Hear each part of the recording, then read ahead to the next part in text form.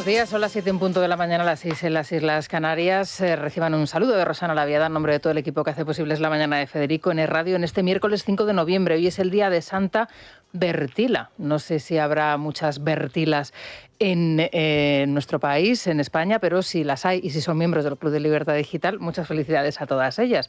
Bueno, les comento la historia de esta santa. Santa Bertila entró como novicia en un convento y como no había terminado los estudios fue destinada... ¿A dónde? Pues a la cocina, a cocinar. Tú, como no has estudiado, a cocinar. Consiguió que las hermanas la enviaran a aprender tareas de enfermera y así fue como dedicó la vida al cuidado de los enfermos. Bueno, pues una historia que parece bien bonita e interesante. Cambia el tiempo, así que mucha precaución. Hoy 22 provincias permanecen en alerta por tormentas, viento y fenómenos costeros que pueden ser importantes en algunos puntos del país. Los avisos se van a localizar fundamentalmente, tomen nota, en Galicia, en el Cantábrico, en Extremadura y en Andalucía, así que precaución. A medida que avance el día, las lluvias se van a ir extendiendo por la península y van a alcanzar puntos del Mediterráneo también entrada la tarde. A esta hora en Madrid tenemos 9 grados, hoy vamos camino de los 19, insistimos, jornadas muy parecidas a las de estos días, muy otoñales, la verdad es que muy agradables en el centro peninsular, en la capital de España. La máxima nacional hoy se registra en Las Palmas de Gran Canaria y en Granada y en Sevilla, 27 grados. Ya han bajado algunos graditos, pero ya tenemos varios en este top de las temperaturas. Y la mínima, el pelotón del Pasmo, hoy en solitario, Teruel, 4 grados.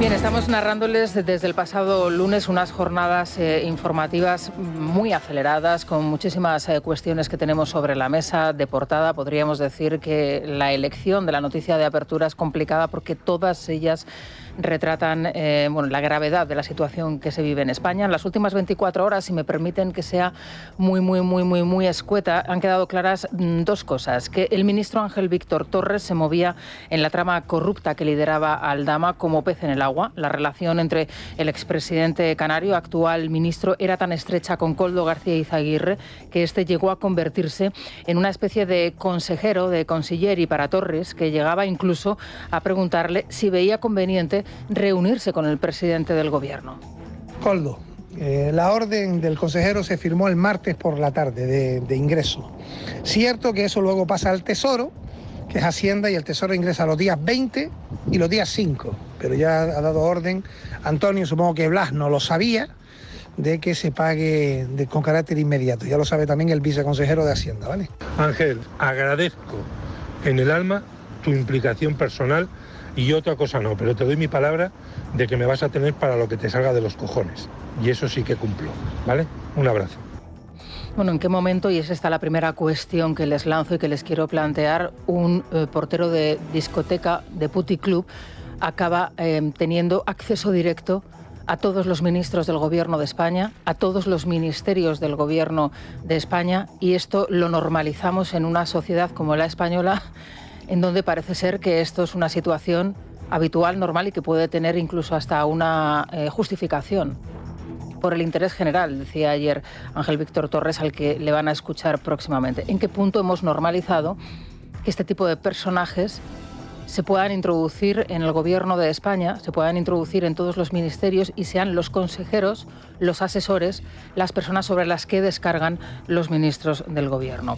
La segunda cuestión que ha quedado clara en estas horas, y ahora nos vamos a situar en el Tribunal Supremo, es que el fiscal general del Estado, Álvaro García Ortiz, daba las órdenes en la Fiscalía y los funcionarios, los fiscales sumisos y los técnicos las cumplían, incluso si se trataba de una operación insólita, inédita, que tenía por objetivo acabar con un rival político. Esta propuesta de conformidad, realizada por el letrado defensor, reconocía la autoría del señor González Amador en la comisión de 2 delitos contra la hacienda pública por el impuesto de sociedades. Para redactar este párrafo, usted no podía hacerlo sin tener el email, ¿no? Me lo pudo dictar y me lo dictó el fiscal general. Se lo dictó el fiscal general. Claro. Le dije, tienes que ser consciente que a partir de ahora tu derecho de defensa, tu presunción de inocencia, y le expliqué que estamos en un Estado de Derecho y que hay un procedimiento con todas las garantías para cualquier ciudadano en un proceso penal, que eso había estallado por los aires. Bueno, esto es lo que sucedía ayer y lo que se podía escuchar ayer en el Tribunal Supremo, la indefensión absoluta de una persona en un Estado de Derecho, porque es la pareja de la presidenta de la Comunidad Autónoma de Madrid, Isabel Díaz Ayuso, y hay una operación política contra ella. Hay una operación de Estado contra ella. Creo que esto está quedando claro en esas sesiones, muy pero que muy ilustrativas, y hoy atención porque en esa tercera jornada se van a producir dos testimoniales, dos interrogatorios que son muy importantes, Sánchez Adera y por otro lado la del señor Lobato. Enseguida les vamos a contar más detalles de lo que se va a poder escuchar hoy en el Tribunal Supremo, de las comparecencias que se van a desarrollar, pero déjenme que me detenga un poco en la prensa del día. Hoy van a poder leer en los periódicos más información sobre ese informe de la UCO basado en Ángel Víctor Torres. The Objective cuenta un dato muy interesante y que vendría a explicar por qué este informe se ha retrasado tantos meses. Al parecer, el juez habría indicado a los agentes de la UCO el retoque en varios de los puntos en los que se mencionaba a Pedro Sánchez. El magistrado considera que es irrelevante para la investigación esa reiteración del nombre del presidente del Gobierno y, por tanto, habría ordenado que se desapareciese el nombre del presidente del Gobierno en varios de estos puntos. Por ejemplo, encontramos más miembros del Gobierno y altos cargos que figuran en las conversaciones y que conocían que el ministro estaba conversando para que la empresa Soluciones de Gestión cobrara por un material que no había pasado los controles preceptivos. El ministro, me refiero a Ángel Víctor Torres, que por aquel entonces era presidente de la Comunidad Canaria. Uno de esos nombres que aparece es la vicepresidenta Yolanda Díaz, y otro de los nombres que aparece es la que era vicepresidenta por aquel entonces, responsable de Economía, Nadia Calviño. Hay pruebas evidentes.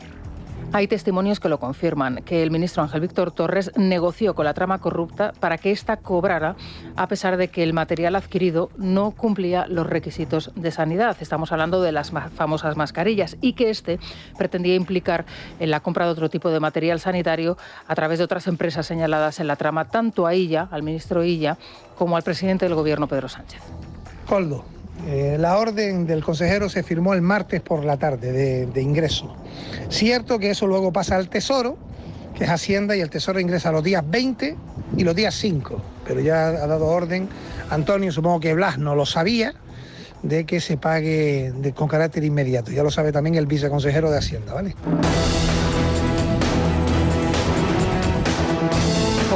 Por si no quedaba claro. En fin, el Gobierno casi en pleno en una relación de confianza extrema con la trama corrupta. El fiscal general del Estado, como promotor de una operación de Estado contra una presidenta de una comunidad autónoma.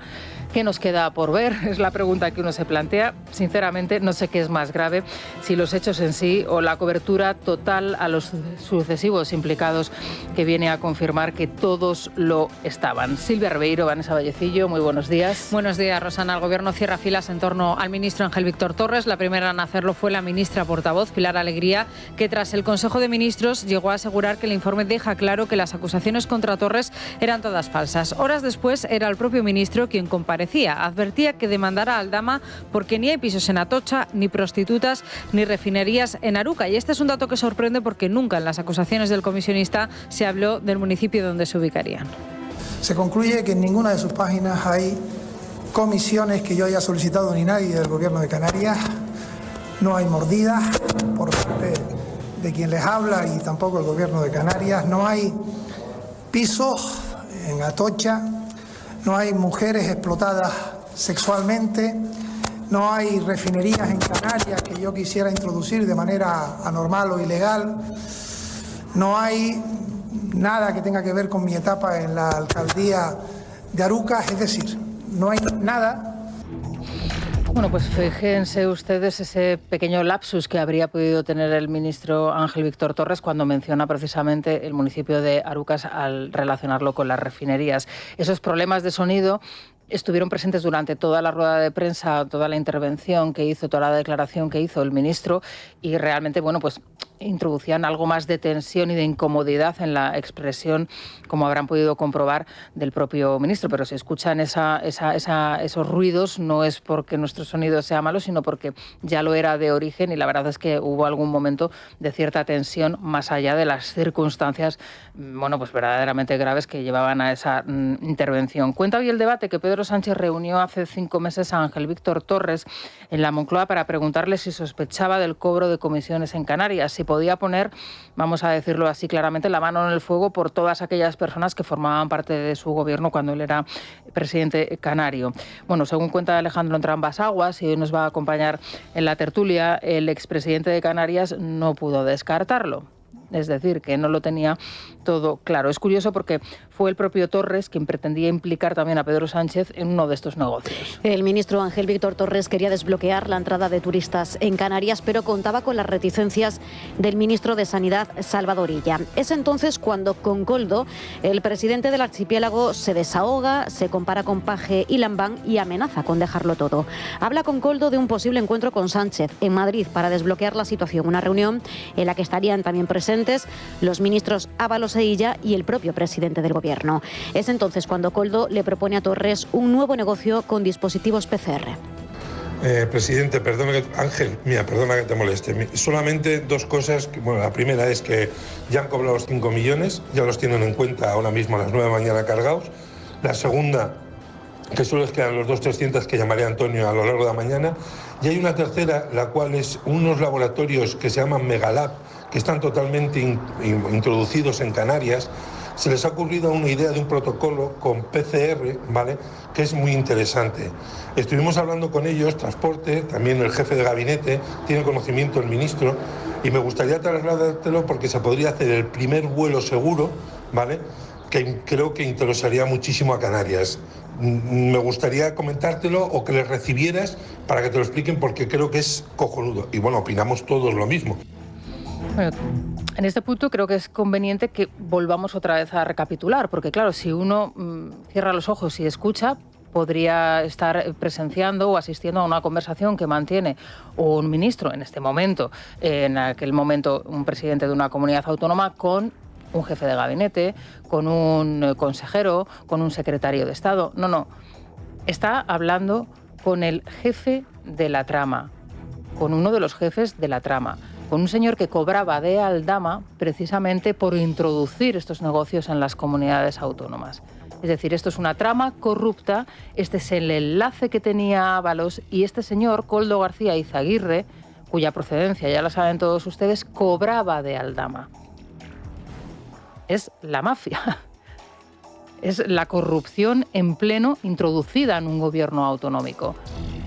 Y es el presidente de ese gobierno autonómico el que está en contacto directo con este hilo conductor de la trama, que es Koldo García Izaguirre, que por supuesto cobraba de aldama directamente. Porque que uno se puede engañar, ¿no?, al escuchar y decir, bueno, sí, pues están negociando, estábamos en plena pandemia, había que encontrar soluciones, contratar con PCRs, contratar mascarillas. No, esto es una trama corrupta que operaba de esta forma. Ahora nos vamos a situar en el Tribunal Supremo. Hoy se afronta la 3ª sesión del juicio contra García Ortiz. Las vistas están siendo muy, pero que muy interesantes. Están arrojando a la luz sobre cómo se trabajaba en la Fiscalía, cómo trabajaban los que forman parte de la Fiscalía con García Ortiz al frente y con Pedro Sánchez, lógicamente, como presidente del Gobierno. Hasta el punto de que un ciudadano anónimo, y en este sentido cobra de nuevo relevancia, ¿no?, la declaración que hacía aquí, la expresión, ¿no?, que hacía aquí el pasado lunes nuestro contertulio Vieito Rubido, el director del Debate, cuando decía: yo tengo miedo de la Fiscalía, yo tengo miedo.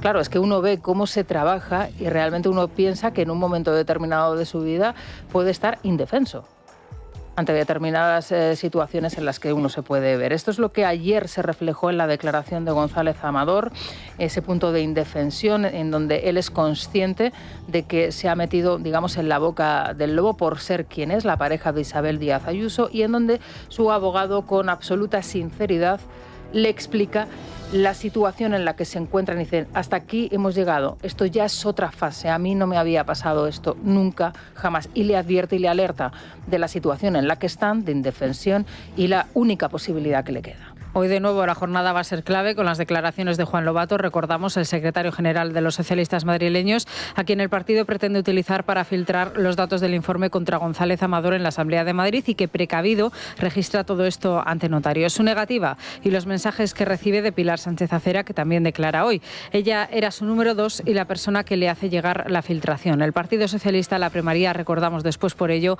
con un puesto en la Ejecutiva. Esa filtración cambia automáticamente la vida de González Amador al someterle al escrutinio público. Así lo ha denunciado él en su declaración en el Supremo, relatando hasta qué punto el hecho de que el Gobierno en su argumentario le haya convertido en el delincuente confeso del Reino de España le ha llevado a plantearse irse del país o incluso a quitarse la vida.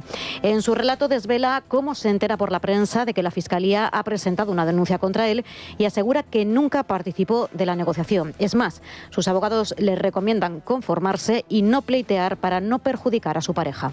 A medida que iba pasando el tiempo, yo veo que la Unidad Central Operativa empieza a arrojar una información que aquella paranoia que yo tenía no era tal paranoia. Estaba viendo, o sea, yo es que no era un ciudadano normal, yo no era Alberto González, yo no era Maxwell Cremón, Ingeniería y Procesos, no. Yo eran los correos electrónicos que se cruzaban la Fiscalía, o el novio de Ayuso, o la pareja de la presidenta de la Comunidad de Madrid, bueno, hasta el punto que era incluso el caso Ayuso. Bueno, pues tiene razón. Hay personas en las últimas horas, después de la declaración de Amador, que se ha reído de la exposición, digamos, más personal que él ha expuesto en el Tribunal Supremo. Bueno, yo a todas estas personas, analistas, periodistas, les recomiendo que se vean el documental Hechos Probados sobre el drama, la destrucción personal que sufre una persona, un empresario también, que inicia un proceso contra Hacienda por una situación que puede ser semejante o parecida o en unos términos semejantes, sin tener, lógicamente, la vinculación con una presidenta regional, que es el objetivo número 1 de un presidente del Gobierno. Hechos Probados, lo pueden ver ustedes en las plataformas ahora mismo. Aquí hemos entrevistado al director de ese documental y es el drama que a lo largo, creo que de cerca de 30 años de vida de una persona, se vive y por lo que pasa este individuo que inicia un proceso contra Hacienda porque entiende que se le está reclamando algo que es injusto. Esta persona también trata de quitarse la vida en algún momento porque el estado en el que llegan a situarle de destrucción, ya no solamente profesional, sino el personal, el coste que esto tiene para su vida es insoportable. Bueno, ayer también declaraba, y era otro punto interesante, el jefe de gabinete de Isabel Díaz Ayuso, que es Miguel Ángel Rodríguez, y bueno, pues hizo una exhibición de Miguel Ángel Rodríguez. En su declaración ha negado cualquier filtración por su parte, sosteniendo que los periodistas disponían de los correos del abogado de González Amador antes de que él enviara ningún mensaje. Denuncia que estamos ante una operación urdida por el aparato del Estado para perjudicar a una rival como es Díaz Ayuso y que él decide actuar cuando entiende que el asunto atañe a la reputación de la presidenta de la Comunidad de Madrid, algo que él decide parar porque dice forma parte de sus funciones. En ese email no se cita un email previo, como ustedes han propuesto, podía haber dicho. Y yo desconocía el email previo y doy la noticia de que la Fiscalía propone un acuerdo. Y a partir de ahí se desata la locura que nos trae aquí. Y si me permiten que les dé mi opinión personal, creo que ayer la presidenta Díaz Ayuso, cuando fue preguntada por esta cuestión en un acto que tenía en la presentación de una nueva unidad de atención para los enfermos de ELA, creo que estuvo bastante correcta, diciendo que bueno, lo único que le queda es bueno, pues, acatar, lógicamente, lo que salga y la decisión que se tome en el Tribunal Supremo, pero he de decir que igual que ayer estuvo correcta en sus declaraciones, quizá fue un error aparecer en una institución como es la Comunidad Autónoma de Madrid, vestida con el traje de presidenta de la Comunidad de Madrid, a hablar de este tema ante los periodistas en una rueda de prensa que tuvo la presidenta y que protagonizó la presidenta y en donde creo personalmente que eso se tendría que haber evitado. Es decir, no utilizar ni la institución ni el cargo que ostenta para hablar de esta cuestión. Creo que eso fue un error y creo que se solventó porque no se ha vuelto a repetir. Bueno, y parece que hay avances sobre el futuro de la Comunidad Valenciana. Creo que es un motivo de alegría el hecho de que el Partido Popular y Vox hayan mantenido un primer encuentro y que lo hayan hecho al máximo nivel. que al menos haya habido una toma de contacto entre Alberto Núñez Feijóo y Santiago Abascal. Sí, Feijóo y Abascal han hablado por teléfono para abordar el futuro en la Comunidad Valenciana tras la salida de Mazón. Ha sido el PP quien ha dado a conocer esta llamada. Dicen que el tono ha sido cordial, que ambos coinciden en que la prioridad es la estabilidad de la región y se han comprometido a alcanzar un acuerdo de cara a una nueva investidura, aunque aún no se han puesto nombres sobre la mesa. Desde el Partido Socialista e incluso desde el Gobierno siguen reclamando un adelanto electoral. Vamos a escuchar a Miguel Tellado y a Diana Morant. Si hemos sabido entendernos para conformar este gobierno del cambio en la Generalitat Valenciana. Si hemos sabido entendernos para resolver la crisis de la Dana y para resolver los problemas que afectan a esta provincia especialmente, creo que seremos capaces de entendernos para darle a la Comunidad Valenciana un presidente. Esto es una crisis sin precedentes, una crisis política sin precedentes en la Comunidad Valenciana.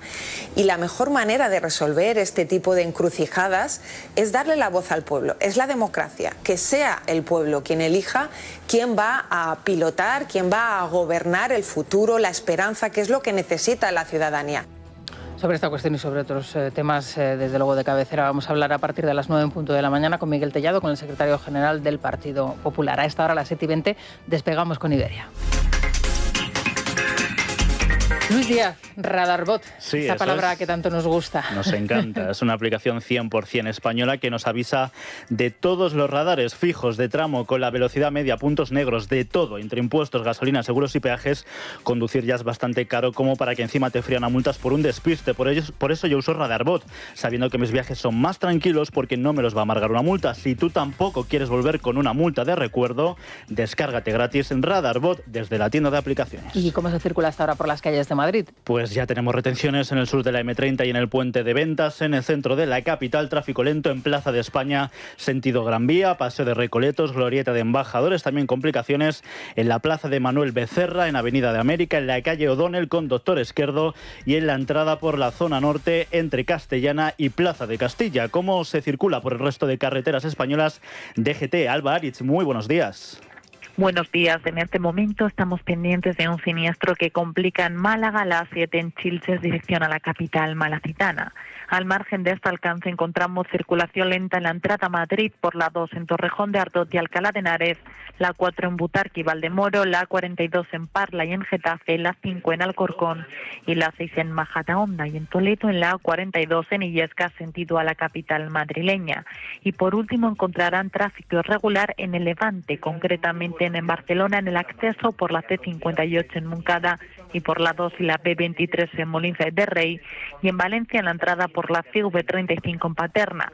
Además les pedimos que consulten la información meteorológica antes de salir a la carretera ante el aviso naranja de la AEMET por fuertes lluvias en Pontevedra, Cáceres y en la zona occidental andaluza. RadarBot te ayuda a disfrutar de una conducción tranquila, segura y sin multas.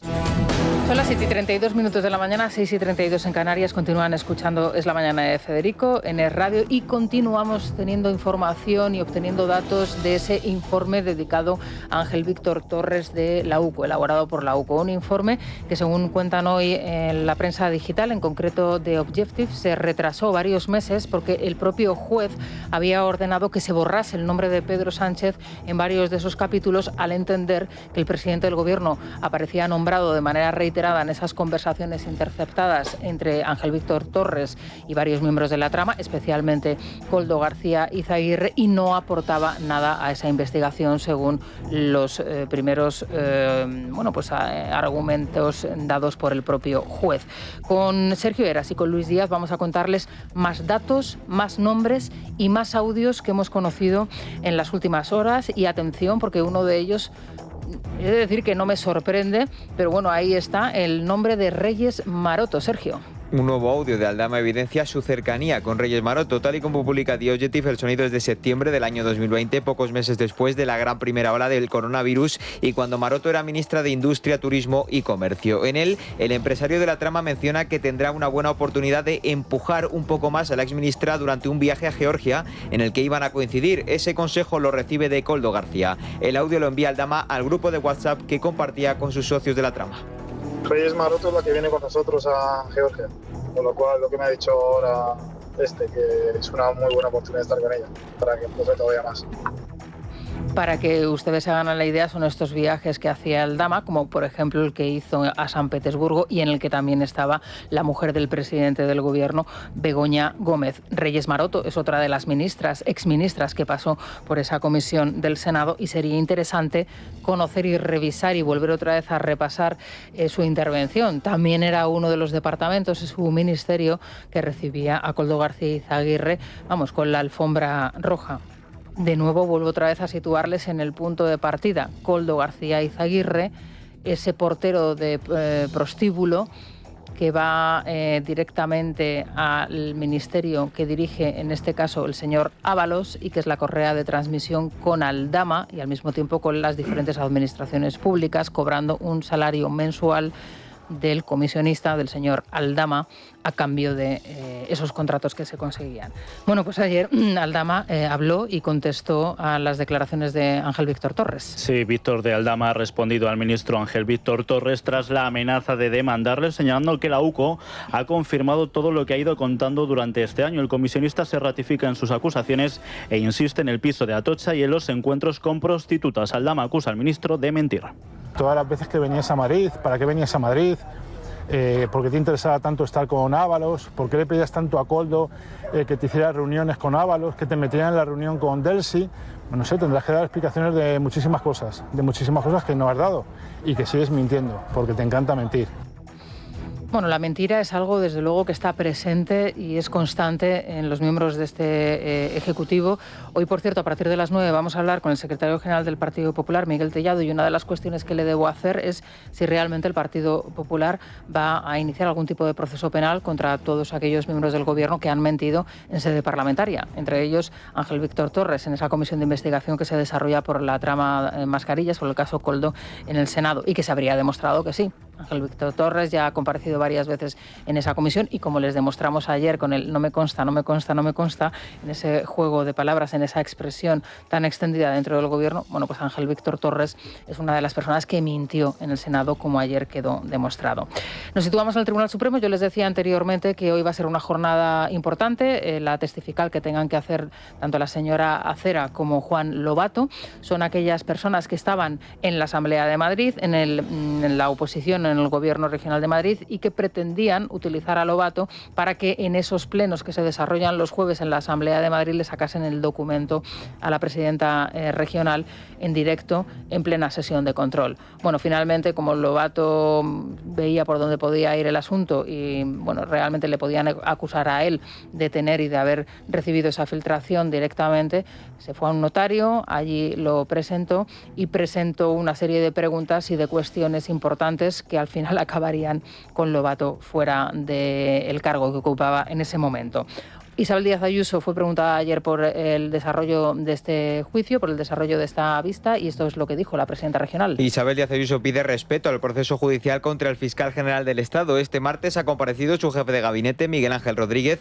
La presidenta de la Comunidad de Madrid confía en que no haya interferencias y que los testimonios de los implicados ayuden a resolver el caso. No puedo más que trasladar mi máximo respeto por las decisiones que tome el tribunal, que hay que dejar que haga su trabajo sin interferencia alguna, y pienso que también está habiendo testimonios muy esclarecedores que seguro ayudarán a resolver el caso.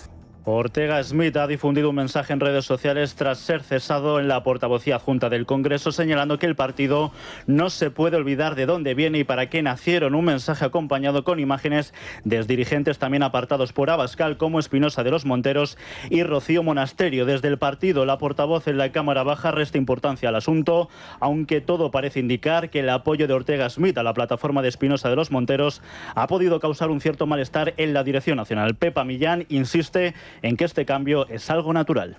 Bueno, yo creo que es que todas las cosas son mucho más sencillas y más naturales y no hay que sacarle punta a todo. Yo creo que en cualquier partido político pues se tiene la libertad dentro de sus competencias de establecer aquellos temas que son más importantes para cada formación, y en aras de ello pues hemos estimado conveniente hacer ese cambio. Y en Estados Unidos, el progresista Zohran Mamdani ha ganado las elecciones a la alcaldía de Nueva York. Se convierte en el primer musulmán y socialista al frente de la mayor ciudad de Estados Unidos. A sus 34 años será el edil más joven en gobernar desde el año 1982. Unos comicios con récord de participación. Hasta 2 millones de personas han acudido a las urnas. En su discurso, tras su victoria, Mamdani promete un cambio frente a las políticas de Trump y avisa al presidente estadounidense que no tiene que pedir perdón por nada. Después de todo y de la opinión generalizada, diría que estoy lejos de ser el candidato perfecto. Soy joven a pesar de mis mejores esfuerzos por envejecer. Pero soy musulmán. Soy socialista. Y lo más importante de todo es que me niego a disculparme por nada de esto.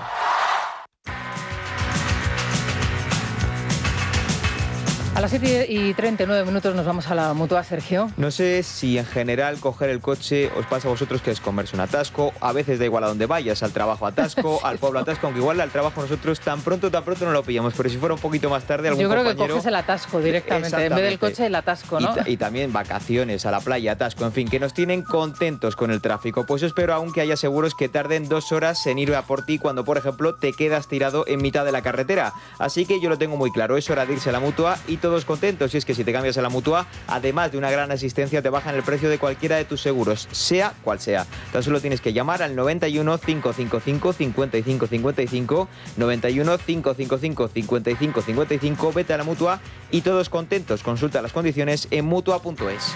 Pues ahora nos vamos a la prensa económica con CaixaBank. Es la mañana de Federico. Beatriz García, muy buenos días. Muy buenos días, Rosana. Bueno, vamos con esa prensa económica. Hoy, como siempre, libre mercado. Bueno, mira, hoy viene perfecto.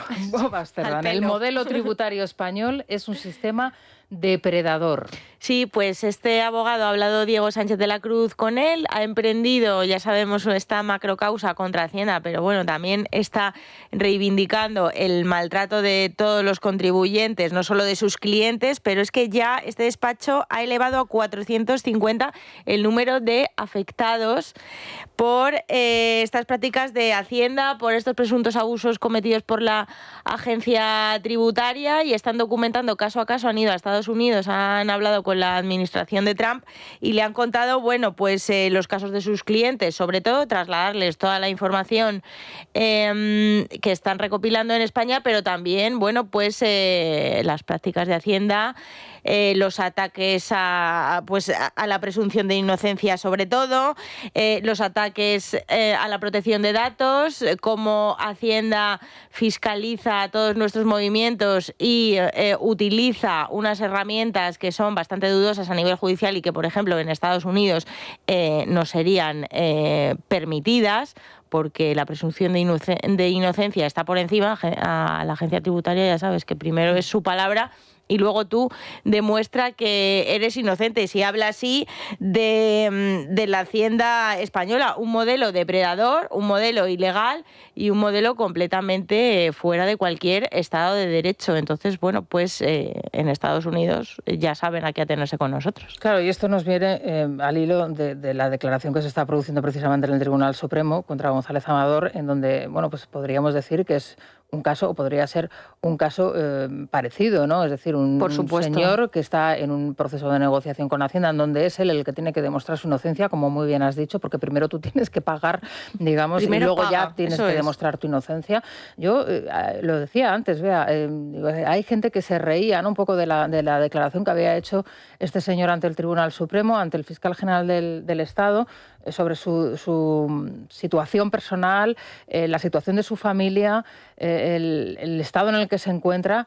No, es que la persecución es absoluta. Es que aquí lo hemos abordado con ese documental Hechos Probados, en donde se ve la travesía de una persona a la que destrozan la vida, en lo profesional y en lo personal, porque él decide enfrentarse a Hacienda, ¿no? Entonces, Sí. que la gente no se ría, que como te pillen en medio te pueden destrozar. Te arruinan la vida aunque seas inocente. Primero que es un David contra Goliat, o sea, el miedo de enfrentarte a un aparato con la máxima tecnología y con todo el tiempo del mundo para machacarte, donde además los inspectores están incentivados a machacarte porque cobran un bonus, que además no se les retira si al final la justicia determina que eres inocente. Tú primero cobras el bonus por haber recaudado mucho con el contribuyente de turno, pero si llega el momento que ese contribuyente se enfrenta a ti, como casos muy sonados de que tenemos de Xabi Alonso, famosos, Xabi Alonso, sí. Shakira, o sea, tenemos un montón. Ana Duato, por ejemplo, Eso de es. los más recientes. Pues a estos inspectores no se les retira el bonus, no tienen ningún tipo de represalias si se equivocan. Luego, a nivel profesional te destrozan, es lo que decía Amador, o sea, tú ya a todo tu entorno, de hecho, muchas veces, y hemos hablado con muchos afectados, te lo dicen así, no, es que todos tus clientes se van a enterar de que eres un defraudador de Hacienda. Cuidado, págame, porque si no yo me voy a encargar de decirle a tu proveedor, al cliente, a gente relacionada con el mundo de los negocios de tu entorno, que está siendo fiscalizado, que eres un presunto delincuente y que no pagas tus deudas. O sea, el daño profesional es tremendo y el daño psicológico y moral es que te pueden arruinar la vida perfectamente. Muchos de estos afectados por el despacho, por la ley Becan, es que se han ido de España. O sea, pensaban que España era un territorio amable para hacer negocios cuando vinieron aquí y se dieron cuenta que es un territorio expoliador, y hay muchos que dicen no vuelvo a poner un pie en España. O sea, esto me ha costado la empresa, me ha arruinado porque he tenido que pagar aunque luego me hayan dado la razón en la justicia y bueno, pues es que en definitiva te arruinan la vida completamente. Hay una declaración ayer del abogado Neira, que es el abogado de Alberto González Amador, en su declaración, cuando él dice exactamente, estaba en las antípodas para estar en un procedimiento con todas las garantías. Eso se lo dije tal cual al cliente, el señor González Amador. Es cuando el propio abogado le dice a su cliente: yo esto, que estoy acostumbrado a pactar, a negociar, eso a llegar a actos de conciliación diariamente, sí. Varios, dice, no lo he visto en mi vida, esto es otro nivel. Ya. Sí, pues no me extraña. O sea, no tienes derecho a la presunción de inocencia, no tienes derecho, por supuesto, a la privacidad, que ha sido, en este caso, otro derecho que el Estado debería garantizar, y luego la persecución, pues claro. Ya estamos viendo. Bueno, y esto también, la siguiente información que yo es, la justicia rechazó un desahucio porque el propietario no había negociado lo suficiente con el Inquiocupa. Esto me recuerda un poco a lo del cianuro del otro día de la fiscal, sí, ¿no? Que es negociar con el Inquiocupa. Está todo muy relacionado. Ha lanzado el gobierno, lo que pasa que ha pasado desapercibido, y el libre mercado ya nos estamos encontrando con muchos casos. En el caso de propietarios de vivienda, pero te afecta a todo. Hay una ley que el gobierno pone de excusa de que para agilizar la justicia tú tienes que intentar negociar con la otra persona fuera de un tribunal. Esto tienes que acudir a estos MAS, que son los llamados medios adecuados de solución de controversia, o sea, negociar en privado. ¿Esto qué pasa? Además, el efecto que nos estamos encontrando, que esta negociación es un mero trámite administrativo que te obliga a aplicar el gobierno, que retrasa todavía más el proceso judicial, porque te dice, si no denuncias, o sea, si no tienes con esa persona una conversación o un burofax donde tú ofrezcas una solución de las partes antes de acudir a la justicia, no te dejo denunciar, no te dejo demandar por la vía civil. ¿Qué se están encontrando los propietarios de vivienda en el caso de ocupas o de inquiocupas por la vía civil? Que tienen que decirle al ocupa, oye, yo te voy a perdonar la deuda, me debes 8 meses, que es el caso que llevamos hoy en libre mercado, me debes 8 meses, que decía el delincuente en este caso. Decimos delincuente porque es que la abogada con la que hablamos ya le conocía, ya le había desahuciado otra vez más de otro piso y había estado inmersa en otros procedimientos. Un profesional total, una mafia, alquilaba pisos a diferentes nombres y demás, porque eran unos cuantos, los ponían en alquiler turístico sin que el propietario se enterase, y luego encima no pagaban ni la renta al propietario. Mientras tanto, se iban lucrando de ese alquiler turístico, y son conocidos en Barcelona, que es un territorio, bueno, pues perfectamente, que acoge con los brazos abiertos a los ocupas. Bueno, pues ¿qué pasó con este caso? Que la justicia, de hecho, le mandaron un burofax, hablaron por el call WhatsApp, y a la justicia, a ese juez en concreto, no le pareció suficiente, que es que al Ocupa todavía tienes que ser más suave con él, tienes que ser más comprensivo, tienes que hablar más con él, porque oye, porque tú lo que te apetece cuando te deben 8 meses de renta y tienes a un delincuente metido en tu casa es hablar, es el diálogo, es lo que le apetece a cualquier ir a terapia dueño juntos, de un piso. Claro, pues mira, le invitas a desayunar, a comer, hablas a ver qué te pasa, te vas al parque con los niños, exacto, también, ¿tú te quieres quedar un mes más en mi casa?